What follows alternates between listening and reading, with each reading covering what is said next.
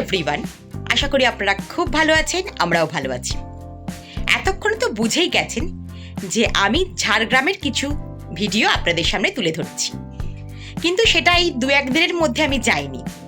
গিয়েছিলাম বেশ কয়েক বছর আগে, 2023 সালের গল্প এটি। ইউটিউবে তখন আমি আসিনি, আসার ইচ্ছা ছিল। ঝাড়গ্রামে তাই টুকরো টুকরো কিছু ভিডিও তুলে রেখেছিলাম। না, ভিডিও তোলা, ফটো তোলা এটা আমার বহু বছরের অভ্যাস। ভাবলাম কম্পিউটারে যখন ভিডিওগুলো আছে তখন একবার আপনাদের সামনে তুলেই ধরি।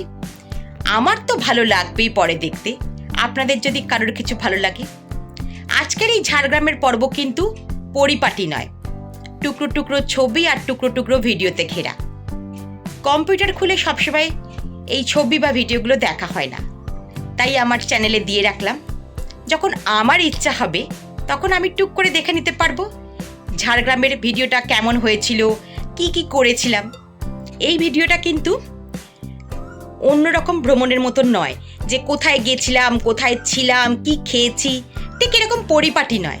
একটু অসম্পূর্ণ, একটু কাটা কাটা, মানে কারোর সাথে কারোর মিল হয়তো থাকবে না, অনেক কিছু হয়তো নেই, তাও দিয়ে রাখলাম যদি কারোর ভালো লেগে থাকে।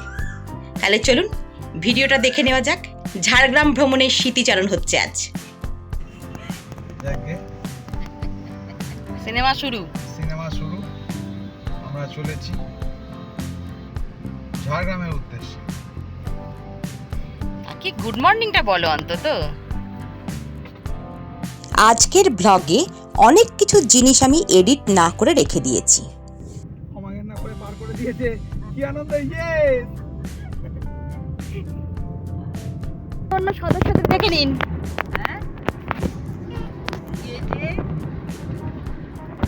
সেদিন আমরা জলখাবার খেতে কোলাঘাটে প্রথম দাঁড়িয়েছিলাম। আমাদের দলবল কিন্তু অনেক বড় ছিল, আমরা অনেকজন মিলে সেদিন ঝাড়গ্রাম গিয়েছিলাম। মাসটা মার্চ মাসেই ছিল এখনকার মতন। দিনটা হয়তো ছিল 17 কি 16 তারিখ, কিন্তু দারুণ মজা করেছিলাম।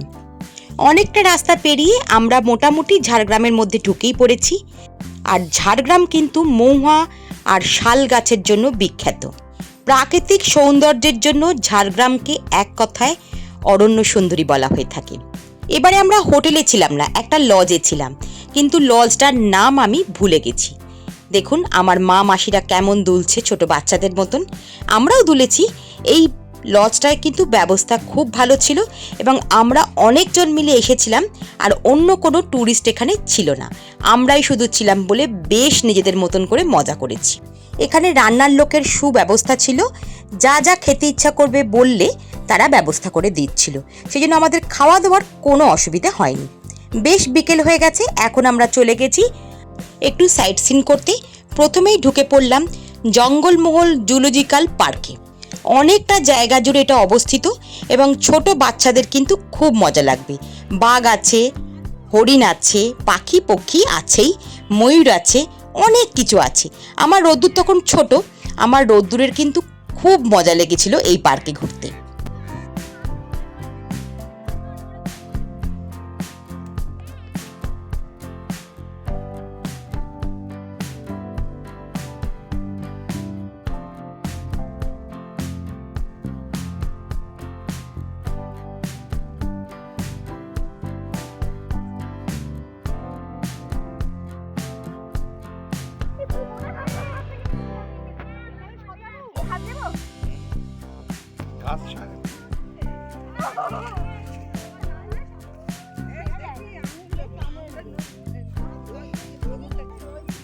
রোদ্দুর এটা মহিবি মজা, বল খরগোশের সাথে খেলা করাটা।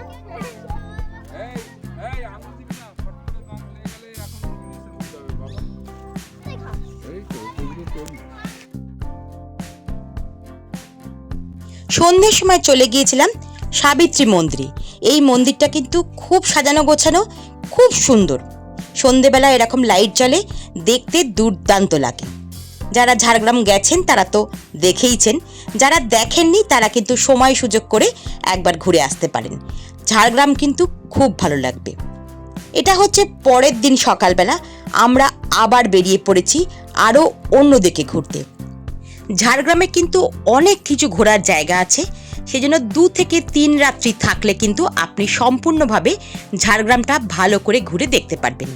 প্রথমেই আমরা যাচ্ছি কাঁকড়াঝোড়ে, কিন্তু সেখানে গিয়ে এত বৃষ্টি পেয়েছি যে আমরা ঠিক করে ঘুরতে পারিনি।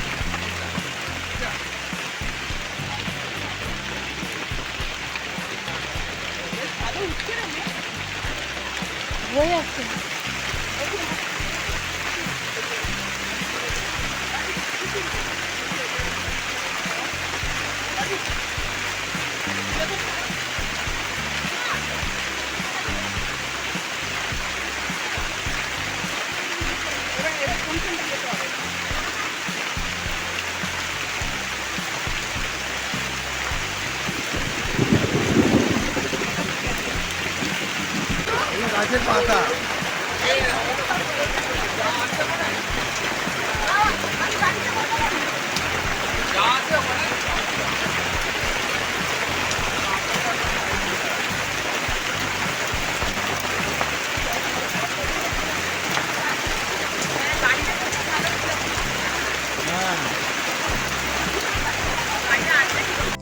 বৃষ্টি ভেজা থেকে বাঁচতে একটা শেডের তলায় কোনো রকমে আমরা দাঁড়িয়েছিলাম। এরপরে আবার বেরিয়ে পড়েছি অন্য প্রান্তে যাওয়ার জন্য। ঝাড়গ্রামে কিন্তু সব রাস্তায় এরকম প্রাকৃতিক সৌন্দর্যে ভরপুর, সবুজে ঘেরা বন। আমরা এসে পৌঁছেছি তারাফেনী ব্যারেজ। জায়গাটা খুব আহামরি না হলেও একটু অন্যরকম, ভালো লাগবে। আমরা যেহেতু একসাথে অনেকজন, যেখানেই দাঁড়াচ্ছি সেখানেই অনেকটা সময় কাটিয়ে ফেলছি, সেই জন্য আমাদের কিন্তু সব জায়গায় যেতে দেরিও হয়ে যাচ্ছে।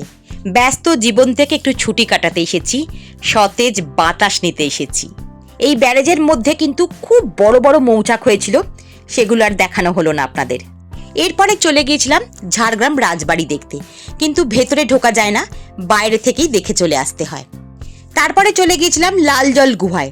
এটা কিন্তু পাথর দিয়ে ঘেরা জায়গাটা, পাথরের ওপর দিয়ে হেঁটে হেঁটে অনেকটা উপরে যাওয়া যায়, যেখানে অনেক কষ্ট করে একটু আধটু উঠেও আমি আর উঠতে পারিনি।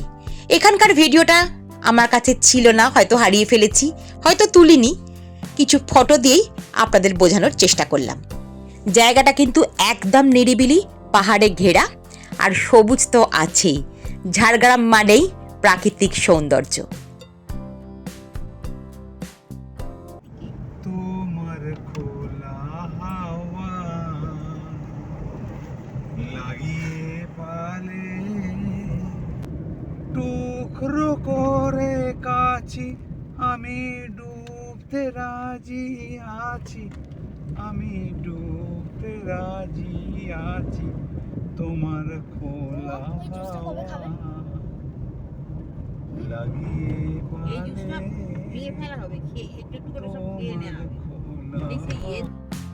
ঝাড়গ্রামের আরও একটি দর্শনীয় স্থান চিল্কিগড় রাজবাড়ি।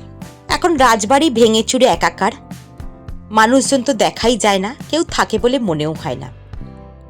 একটা সময় হয়তো রমরম করতো এই রাজবাড়ি, অনেক লোকজনের সমাগম ছিল, অন্য রকম ছিল হয়তো রাজবাড়িটা, কিন্তু এখন সবই স্মৃতি। ভাঙাচোরা রাজবাড়ির ভেতরেও কিন্তু ঢোকা যায়, আমরা একটু আধটু ঢুকে ঘুরে দেখে এসেছি।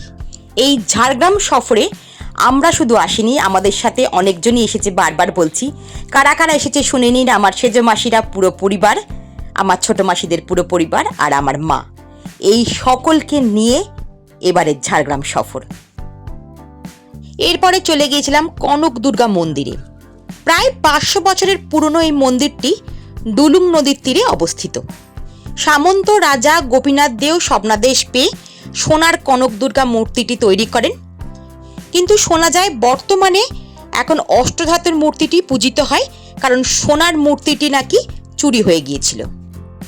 এখন যে জায়গাটা দেখছেন এটা হচ্ছে ডুলুং নদীর তীর, এর পাশেই কনক দুর্গা মন্দিরটি অবস্থিত।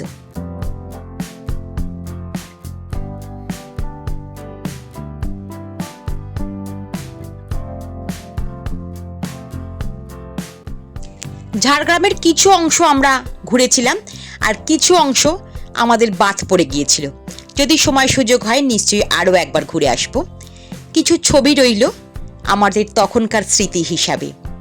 এখন যখন ভিডিওগুলো একের পর এক জুড়ে আমি একটা ব্লগ বানাচ্ছি, তখন অনেক পুরনো কথা মনে পড়ে যাচ্ছে। খুব আনন্দ হচ্ছে মনে। এইটা ছিল আমাদের লজের ঘর। এরপরে আমরা বাড়ি ফিরে এসেছিলাম, মাঝখানে দাঁড়িয়েছিলাম এরকম একটি জায়গায় দুপুরের খাবারের জন্য। আজকের ভিডিওটা এখানেই শেষ করলাম। আমাদের গ্রুপের একটা পুরো ছবি রইল। আপনাদের কেমন লাগলো অবশ্যই জানাবেন। যদি ভালো লাগে একটা লাইক করবেন। আজকের মতন টাটা, আবার আসবো নতুন কিছু নিয়ে।